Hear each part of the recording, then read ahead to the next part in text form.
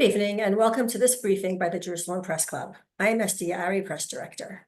Our guest this evening is familiar to our listeners, Dr. Eyal Hulata, former National Security Advisor in the Lapid-Bennett government, and today a senior fellow at the Foundation for the Defense of Democracies, a think tank in Washington, D.C. Good afternoon, Dr. Hulata, and thank you so much for joining us. Thank you, Esty, and hello to the viewers. Right. A lot of folks are saying that the last 10 days or so have dramatically not just shifted the equation, but changed the strategic balance of power in the region. And so there's a lot to discuss. I'm wondering, obviously, about your thoughts on that. And I'll let you kind of launch right into where you want to start. There's a lot of different points to look at: Lebanon, Gaza, Syria, Houthis, Iran. So why don't you open a little bit, and then we'll launch into questions.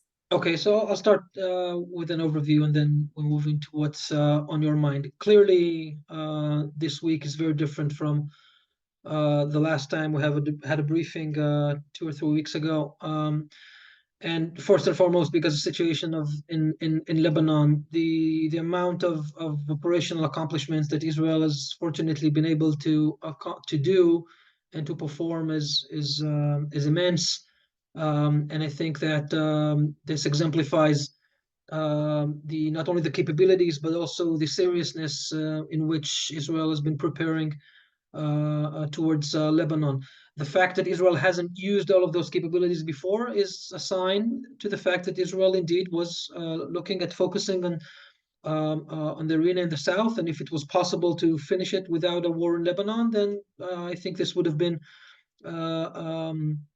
something that was favorable, provided that we can get to an arrangement that would allow us to bring all of our people back home safely and in a verifiable way. I'm not sure this was possible.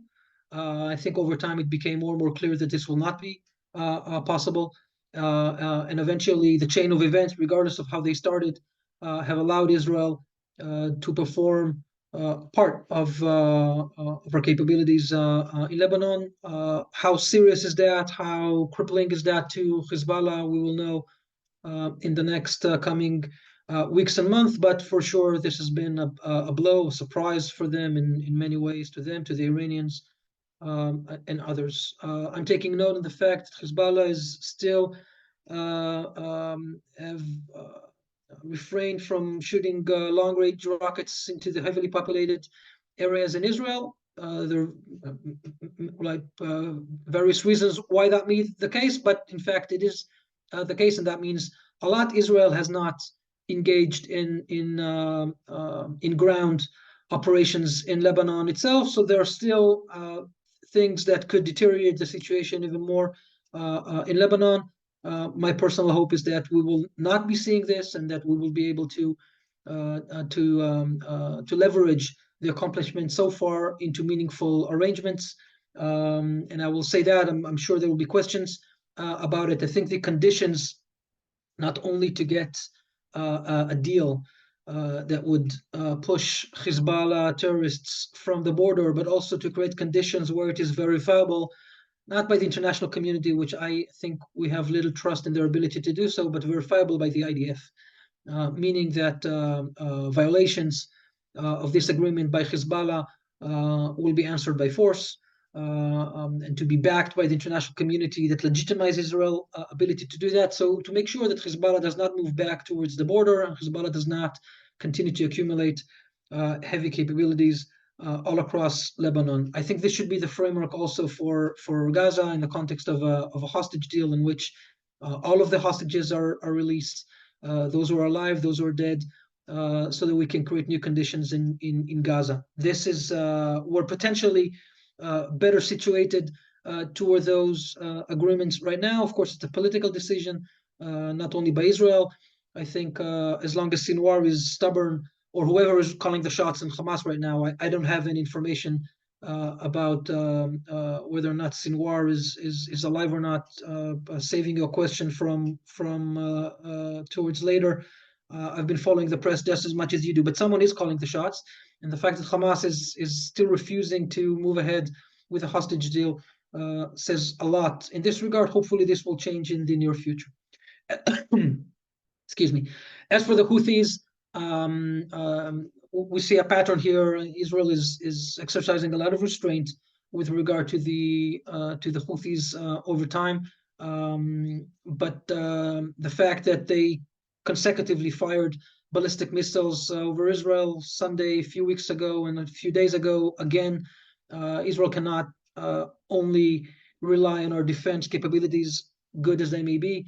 And I think that the offensive act that was taken in Yemen, in Hodeidah, again, should serve as a means to demonstrate to the Houthis that there is nowhere for them to go while continuing to firing rockets and missiles in Israel. And of course, all of this messaging is also aimed at Iran. The fact that the supreme leader feels unstable, and it is very clear from everything we see in the media, social media, and on the press, is important. I think supreme leader should feel that he's gone too far with aggression against Israel and should be worried about the decisions that he will make in the near future with regards to attacking Israel or other things that can happen, especially if he thinks that now there is an opportunity for him to for strategic gains.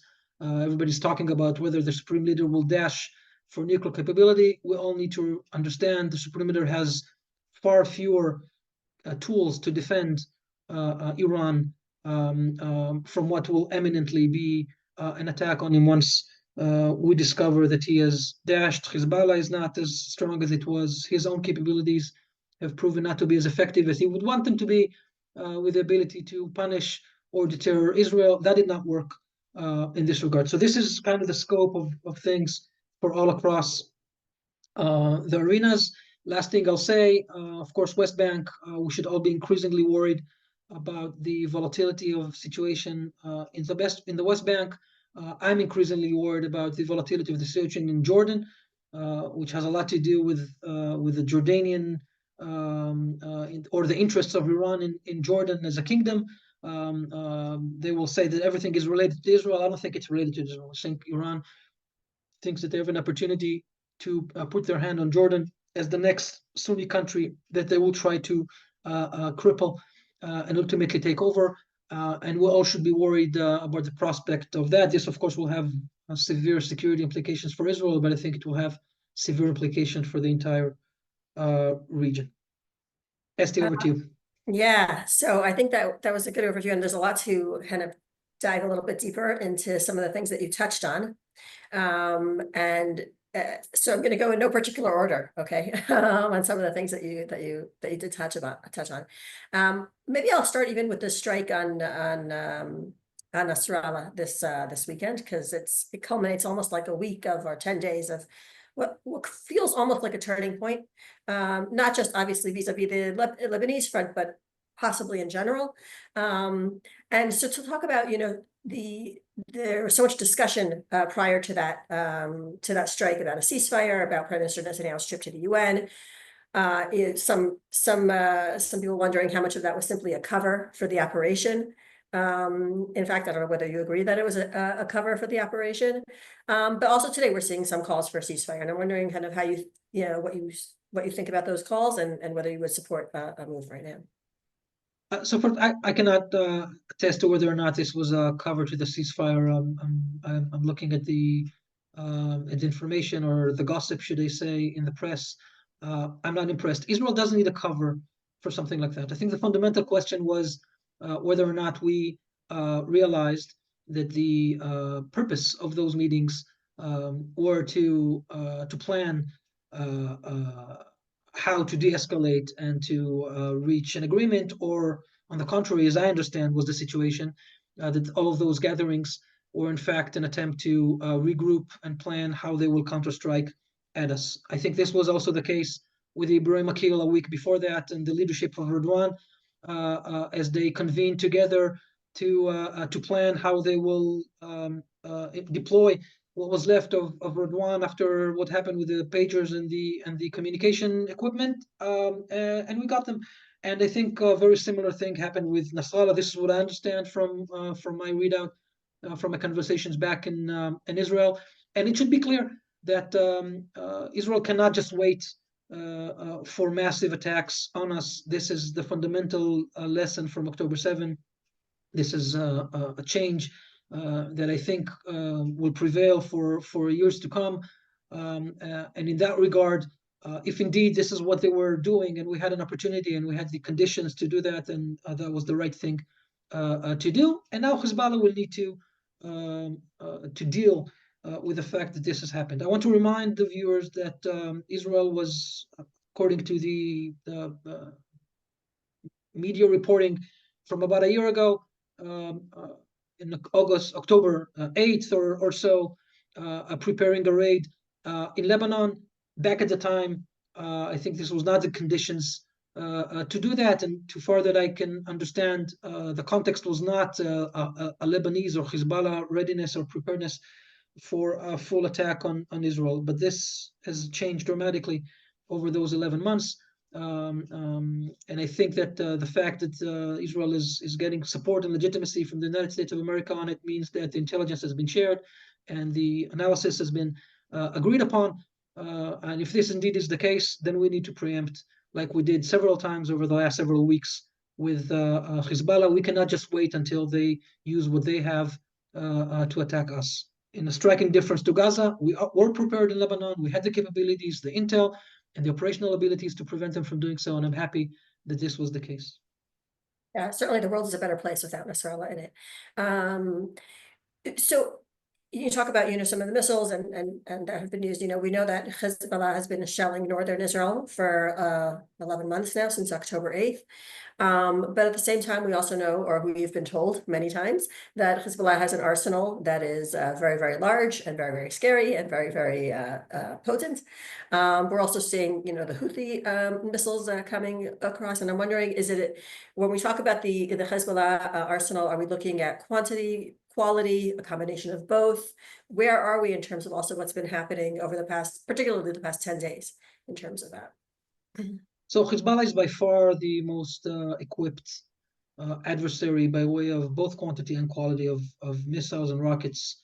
Nasrallah used to brag that he can throw a missile at any point, any given point in Israel. Well, he cannot do this, but Hezbollah has remaining capabilities and operatives that can use those rockets and missiles, of course, if given the chance. And I think this is the focus of the IDF at the moment. I think what we're seeing is a focus on these more heavy, long-range capabilities.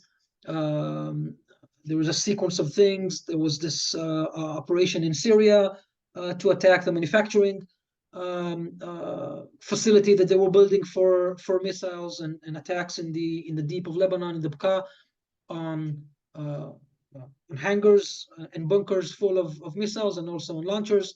And I think that the focus of the IDF at the moment, the Air Force at the moment, is on those areas, and for an important reason. Israel, the ability or the need to attack those equipment so that we can defend our population, not just by the capabilities and effectiveness of our defense equipment and interceptors, but to use all of the tools that we have to prevent them from attacking and hurting our civilians. And this is what we're seeing. I think this will be the focus of the IDF in the near future as well. I think this should be the focus of the IDF in the near future. We need to take those more strategic capabilities and make it more difficult for them to be able to launch such attack on us in future years.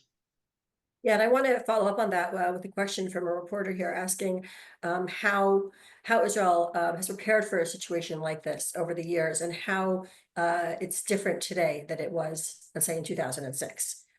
Yeah, so I think that's a good question, and if I may, to give some context, I think Israel as a whole, when we came out of the Second Lebanese War, there was a clear understanding that if we would allow for Hezbollah again to be those who not only call the shots, but determine the pace and the way that the war is conducted, then they will again use the asymmetry against us, the fact that they fight as guerrilla from within civilian population over and over and over again, and dig their bunkers underneath schools and mosques and villages, as we see them doing even now. This is very difficult for Israel to perform in such conditions and succeed while not eroding our our legitimacy to attack. Unfortunately, we've seen all of that in Gaza.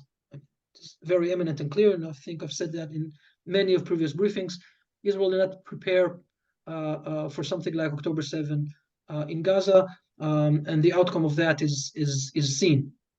But we did prepare in Lebanon. We prepared a host of capabilities, a lot of intelligence, a lot of techniques and tactics that their aim was in due time, and due time has arrived, to use them to destabilize the organization, to cripple it from within, and not allow them to operate and to manifest all of their capabilities against us that would put us in a bad situation. And for that, if you would, you can see two examples of how Israel needs to operate against this asymmetric warfare coming to us by the terrorists. You see Gaza, where Israel had no intention of going into combat. I think everybody understands that. The surprise that we got on October 7 is perhaps the most striking proof that Israel did not plan to not only not to invade Gaza, but not even to get into conflict with Gaza. And the outcome is what happened in October 7, and the need to operate against Hamas in a heavily populated area, while they use that against us every single time, and the outcome is very severe also by the number of casualties in Gaza. I don't know the number of terrorists compared to civilians, but for sure the numbers are very, very high. I do remind all of us that I think that the ratio between the terrorists and combats that Israel's IDF has hit in Gaza compared to the civilians is way better than any other ratio in any other conflict. But of course, there is always double standard against the IDF and against Israel, and we get criticism for that as well. But that is that. And now let's look at Lebanon. In Lebanon, we used a set of capabilities that we prepared in advance to be able to attack only those who actually deserve it, right? The least amount of explosives, as close to the body of those who actually deserve it in large scales, to cripple them from within so that we do not need to engage in a wide operation all across the civilians. Yeah. And I challenge you and the media outlets that you represent, how much credit did Israel get for this kind of action on Hezbollah, while we see over and over, I'm getting questions here in the US from journalists, how did we do this? Why would we do this? Why would we do something that is so distributed? Well, this is exactly why, so that we can get only those who actually deserve it, and in large masses, because we need to win, and we cannot just wait until they do this to us all the time. I think in that context, we need to see the Ibrahim Akil attack and also the Nasrallah attack. The fact that there are collateral damage and casualties is very disturbing, and I wish this wasn't the case. But first and foremost, I wish they wouldn't put their bunker underneath 6 residential buildings of 6 to 10 stories high, just waiting as if this will guard them so that we cannot attack them as they're convening to plan and to plot against us. This doesn't make any sense.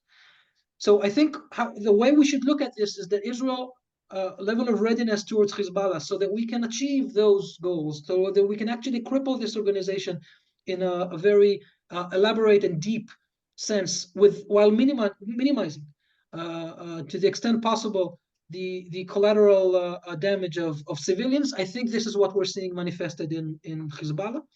And I have to tell you, and please quote me on that, I wish Israel would get more credit for the amount of efforts that we put, so that the third Lebanese war, which we're in at the moment, will look very, very differently in all aspects than the second Lebanese war. And we shouldn't be in a position where we need to justify why we're ahead, why we're on top, and why we're ultimately winning. Yeah, no, it's been remarkable, really. And I want to just again drill down a little bit on this. Israel has been able to take out a great deal of the leadership of Hezbollah. I don't even mean obviously the leader, but even the second, third level tiers, many of the fighters with, like you say, really precision attacks, as minimal as possible, collateral damage.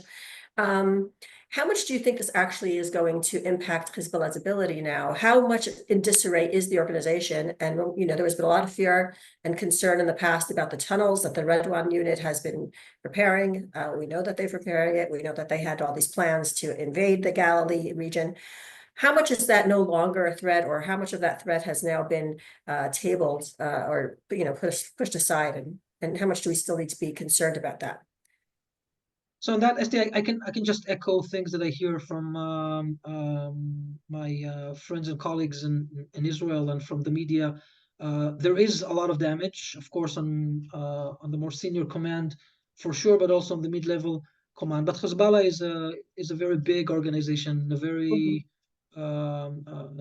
distributed way of operation. The modus operandi is to work in small teams, even while they have blocks either in communication or command channels. They prepared for things like that. So I wouldn't go as far as to say that Hezbollah is crippled as an organization. We can be rest assured we cannot. And the Right. proof of that is that they continue to fire on the northern part of Israel, Haifa, and the in other cities and towns Yeah. and communities all over the north of Israel. Um, and I wouldn't be surprised if they can also start, if they should want to fire in the center of Israel. They have enough rockets for that.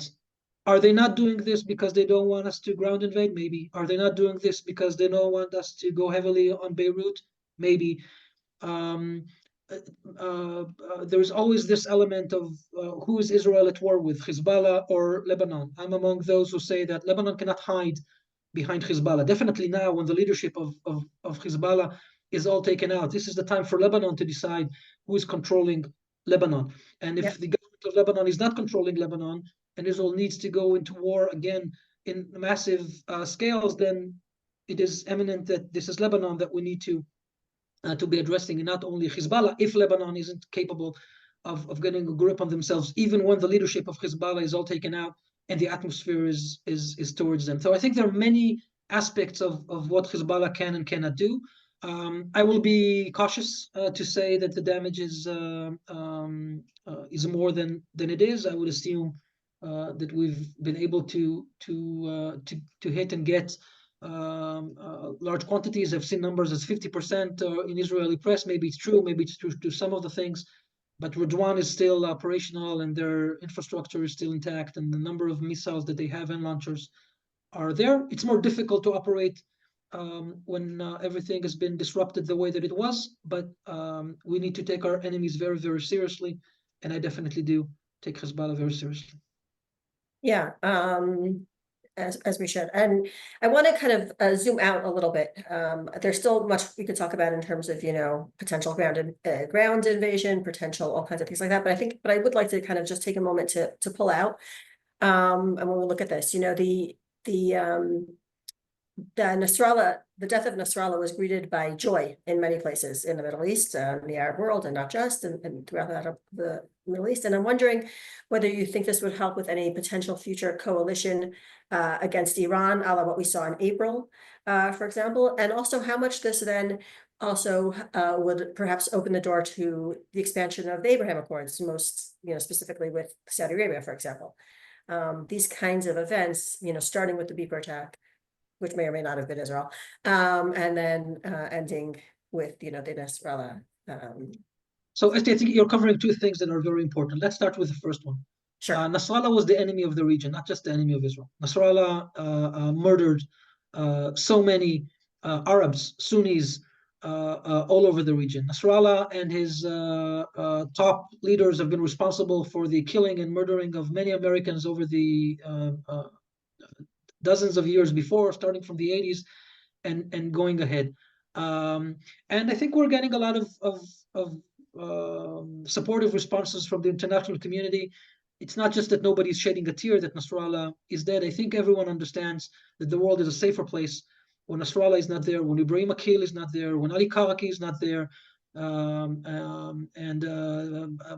Mustafa Badr Adin, and a host of them that we know exactly what they did, and it's good that they are taken, and those who are remaining need to be taken as well. I think it's also true about the leaders of Hamas, but the world tends to see Hamas as more as a direct threat to Israel.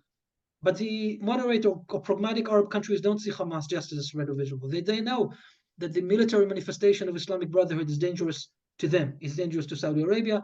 It's dangerous to the Emirates. And I think it's also dangerous to the Palestinians in the West Bank and to the PA itself. Definitely dangerous for Jordan and for Egypt. And they all get that. And I think that the fact that even today we're getting less criticism, and throughout the war, in fact, less criticism from the capitals of the Abraham Accord signatories than from some of the liberal Western capitals of Europe, who tend either not to see or not to get or don't want to get what's actually happening here in this combat between Israel and the terrorists around us. They get it and they understand that. And I think this is important. And I think it's important to echo that. And I think it's important to make everyone understand that what Israel is doing now is, of course, directly related to the security needs of Israel, but in fact has a potential to improve the security arrangement of the region as a whole, and to push back against Iran and their malign continuing attempts to take over countries after countries after countries. And I mentioned Jordan before, and there are more on the list. This is important, and I think that when the coalition sets together to work together, this is what they have in mind vis-a-vis Iran. Now, as for the Abraham Accords, as we all know, I think that for a long period of time, the prospect of expanding the Abraham Accords were there all along, and the Saudis have said that over and over again. Is it easier for them to do this now after we've taken out Nasrallah? Maybe there is an element of pride. Maybe there is an element of trust. Maybe there is an element of understanding that the strong Israel is still here, and that these feelings that maybe we're crumbling from within. This is all bullshit. We know this was all bullshit. I was very devastated that we weren't able to perform our strength on October 7, and this indeed was one of the largest catastrophes, maybe the largest catastrophe since the conception of Israel as a country. But this is not what represents Israel. In fact, what we're seeing now represents Israel: our strength, our capabilities, our innovation, our courage, and our ability to defend our civilians. We saw this in April, and we see this all the time throughout September, and specifically now. For this to transform to expansion of the Abraham Accords, we need to move to the diplomatic aspects of this. And I've said this before, I'm saying this now. I think we're nearing a point where it is time to leverage all of those operational achievements into a set of agreements. I said this in the beginning of this briefing, to a set of agreements that will end the war, that will bring a ceasefire that is in favorable terms to Israel, as we should get, because we have been attacked on October 7 and throughout this time, and a favorable set of arrangements that will provide the security needs and the concerns to us, and they would allow the IDF to verify that if needed in the future. And all of that could lead to the expansion of the Abraham Accords. Of course, there's also the Palestinian aspect. The Saudis have repeatedly said that they would want to see some kind of political arrangement to that. I happen to think that it's also important for our security.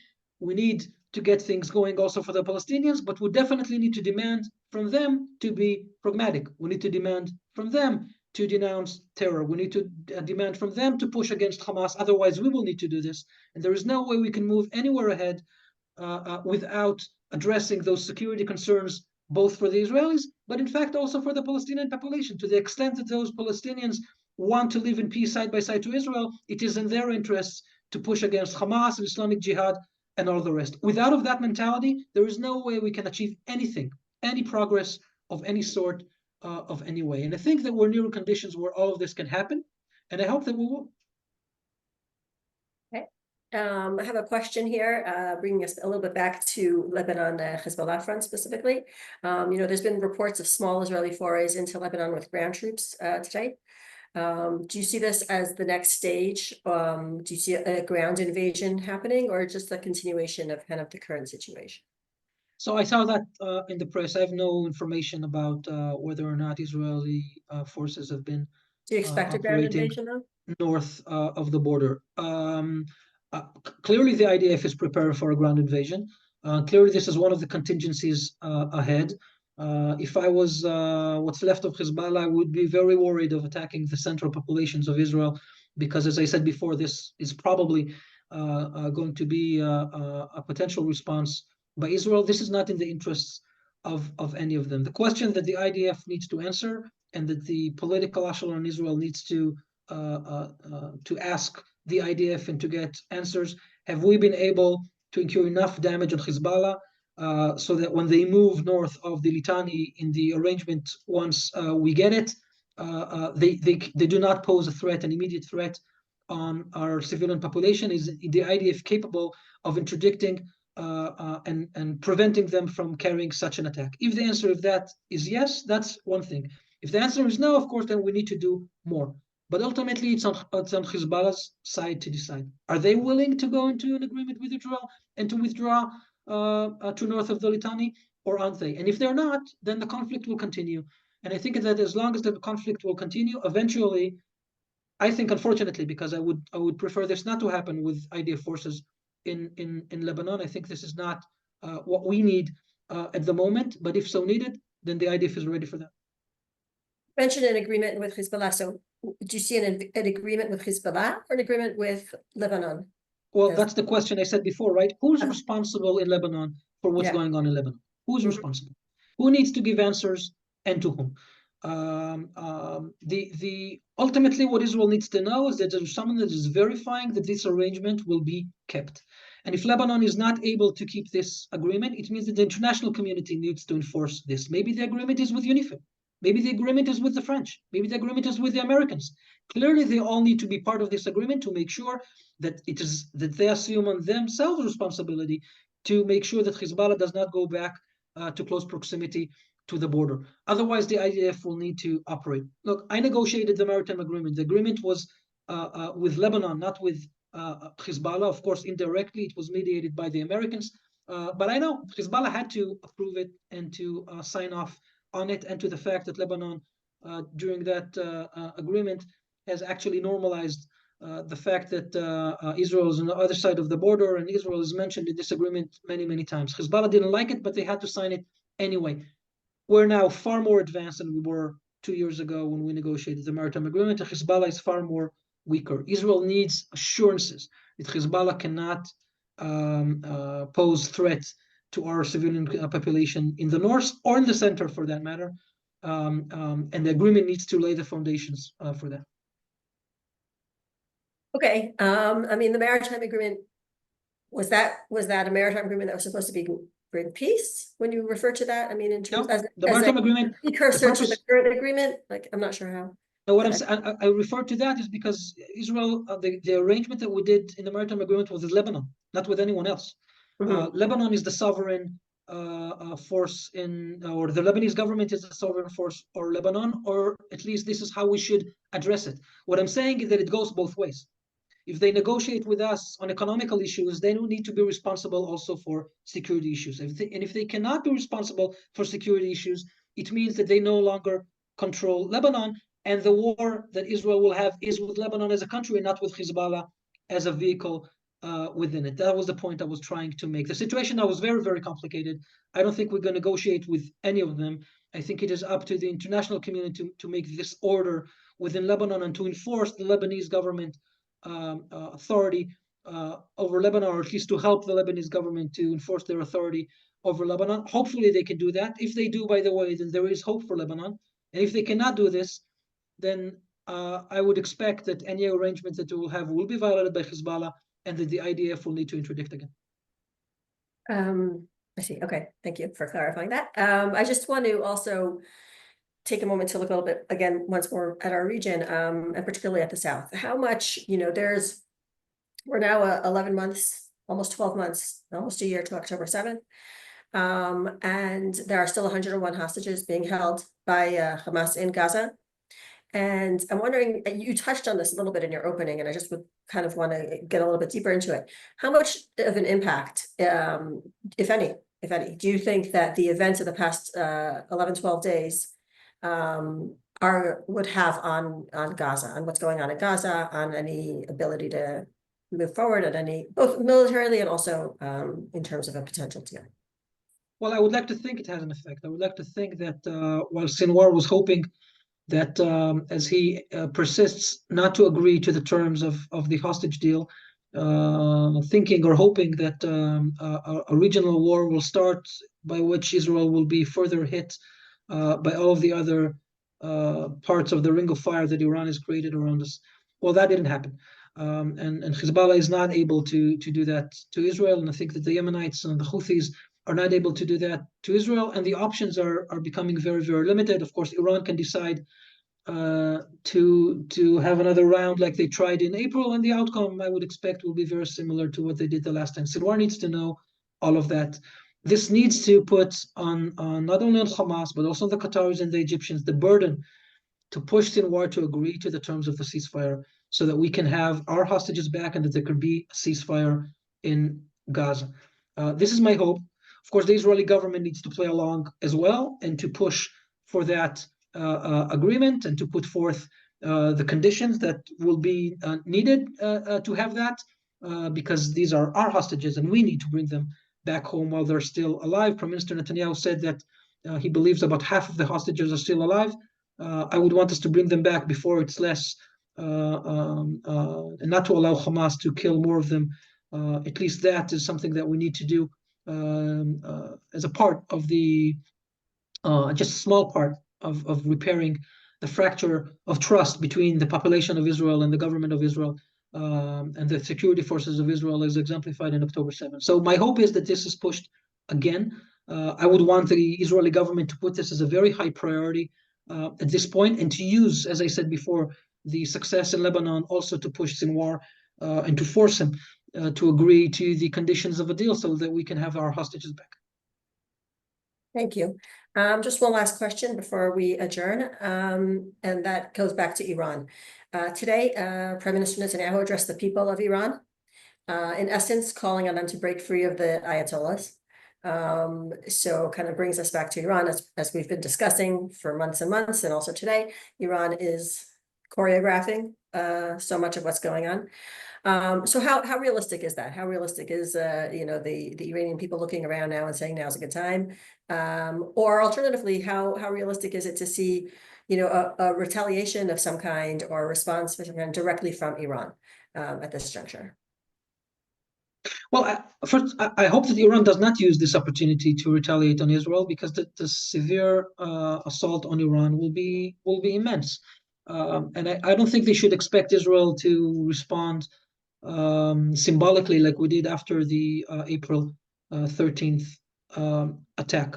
And the mindset of Israel, they should understand, is different than it was back in April, and what was done in Lebanon over the last 10 days should be a proof for that to them. It's the mindset not only of Prime Minister Netanyahu, but the entire cabinet, and also the mindset of the entire security establishment of Israel. So that is for that. If they will try us, then I guess they will see what we can do. As for the Iranian people, personally, I think that the Iranian people should have used many opportunities to do that. The revolutionary regime in Iran is the worst thing that the Iranian people could get, and in fact, the support that this revolutionary regime is getting from the people of Iran is on the decline, has been on the decline for many years.